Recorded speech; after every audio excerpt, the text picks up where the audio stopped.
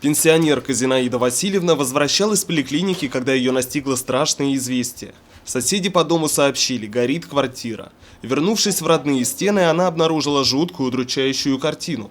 Дверной косяк был вырван. Так сотрудники пожарной службы прокладывали себе путь к источнику возгорания. Внутри выгоревшая дотла кухня, оплавившаяся потолочная плитка, покрывшаяся копотью и пришедшая в негодность мебель, набухшие от влаги полы.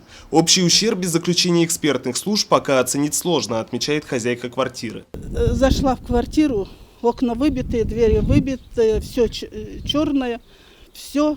Вызвали скорую, мне уколов поставили.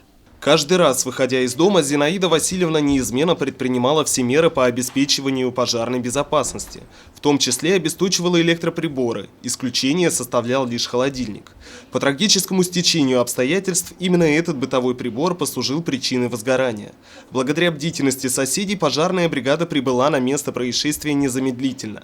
Очевидцам удалось зафиксировать происходящее на камеру мобильного телефона. 23 января 2017 года в 11 часов 39 минут в пожарную службу поступил звонок от соседей по многоквартирного дома по улице Ленина, дом 6. По прибытию пожарные установили, что в квартире на самом деле происходит пожар и люди там отсутствуют.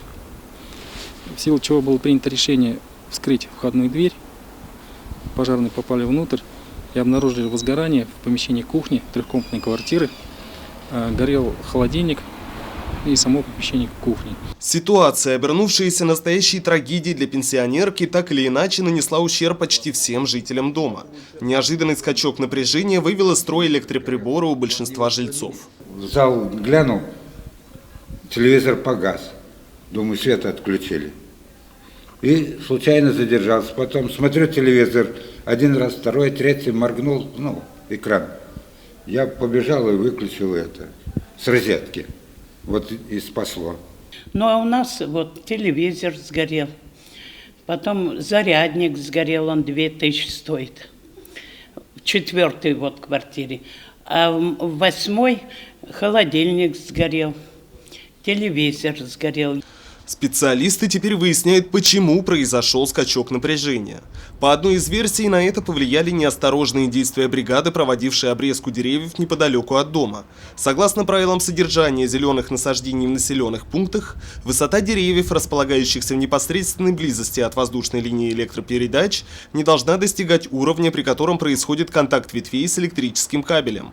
Подобное соседство считается заведомо опасным. По этой причине зимой в городах проводятся плановые мероприятия по оформлению крон зеленых насаждений.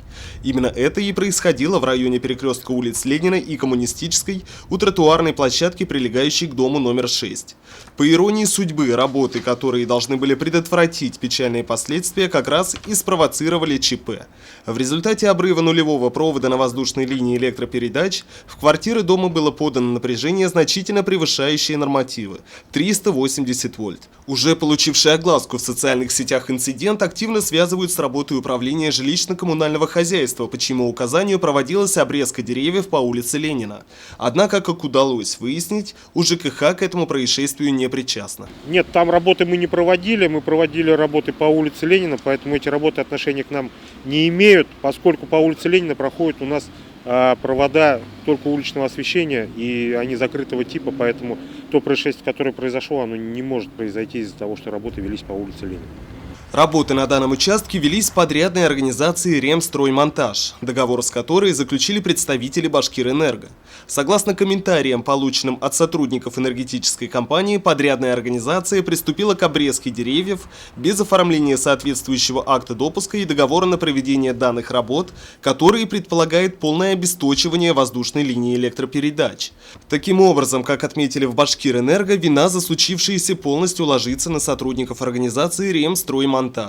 Ущерб, нанесенный жителям дома, будет оцениваться и возмещаться в частном судебном порядке. Ну а пенсионерка Зинаида Васильевна посреди зимы осталась без крыши над головой. Ринат Музафаров, Али Кадыров, Любовь Карпова, телекомпания СТВ.